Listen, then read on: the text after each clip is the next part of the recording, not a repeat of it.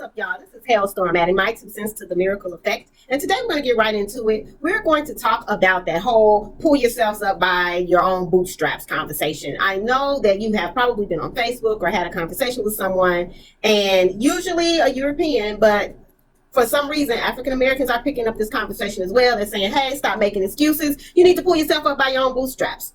On its face, you feel like, okay, well, yes, we should work harder. Absolutely. But how do you respond to that conversation knowing that it's riddled with racism?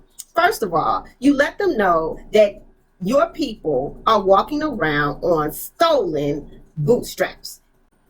America became a superpower because they were very efficient at chattel slavery.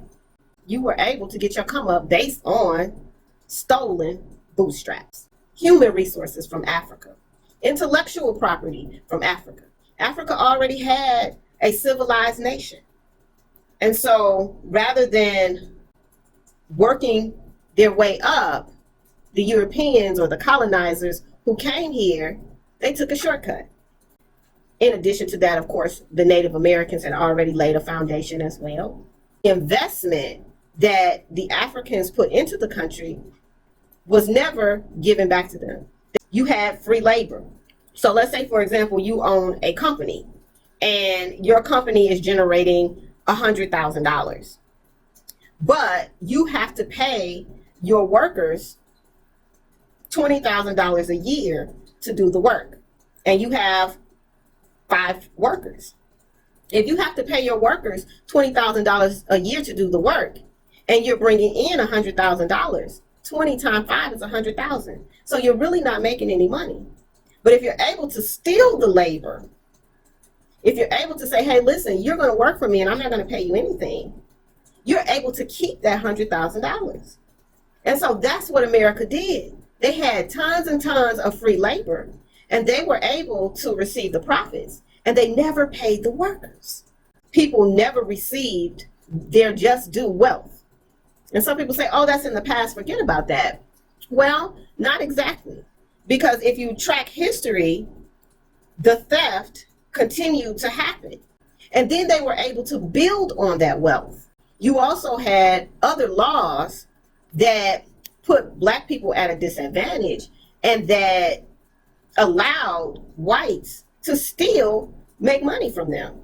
A lot of Black people created inventions. They're very creative people. They were the ones doing the work. And so who is going to create inventions to make work easier and more efficient? The ones doing the work, which were the Black people. So a lot of Black people created inventions, but they did not have the legal power to patent their inventions and to have their name on that invention. And so white companies were able to benefit that way. That's another example of stolen bootstraps. And then you even had Black businessmen and women who were able to build some type of infrastructure for themselves, start businesses, and do well for themselves. But in that Jim Crow era, you had a lot of whites who came in and lynched those businessmen and businesswomen and those families. And they never had to pay for those mortal sins. They never had to repay the families for the financial loss or the emotional loss. And of course, we've never calculated the fear that they instilled in those Black families when they saw their breadwinners being killed. If Black people would have been able to financially benefit from the foundation that they started, they would have been able to bring in wealth to the descendants that you see today.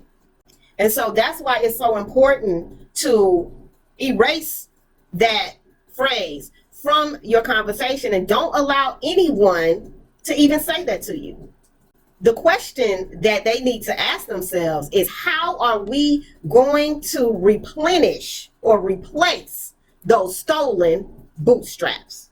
Don't be proud of yourself or your people because you are able to walk around on stolen bootstraps. You do not have the right to say that to the descendants of African slaves, especially not to the Native Americans.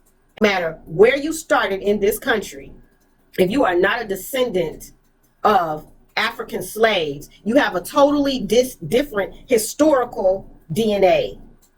Yes, we can overcome these obstacles. Absolutely, the sky is the limit for us. It is also important for America to establish equity. Not equality, not give everybody the same thing, equity. That means you look at what was taken away from this group. You assess the needs of the group. What is it that they need in order for them to be on a level playing field? How do we replenish what was taken from them?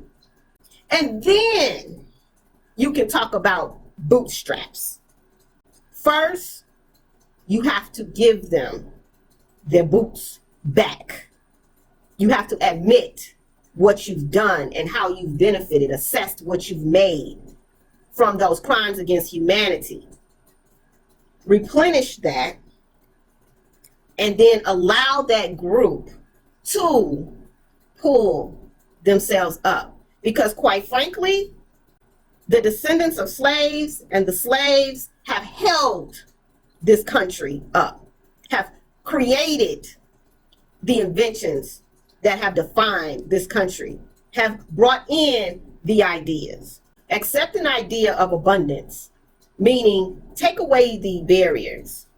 We all deserve to have great opportunities. Stop trying to think about how to hoard a thing or to take away credit from those who have built this country. In a nutshell, just do the right thing. You don't have to agree with me. Pray for wisdom and watch what happens. This is Hailstorm, adding my 2 cents to the miracle effect. And what is the miracle effect? It's all about us telling our story and giving our perspective to what's going on out here. Because the media has hijacked the conversation and our image. And once we start putting our perspective in the universe and in the atmosphere, then we will be able to rise. We can change the way we see us. We can change the way that the world sees us. But more importantly, we can change the way that we see us. This is Hailstorm, and I'm out. Peace. Are you listening? Damn.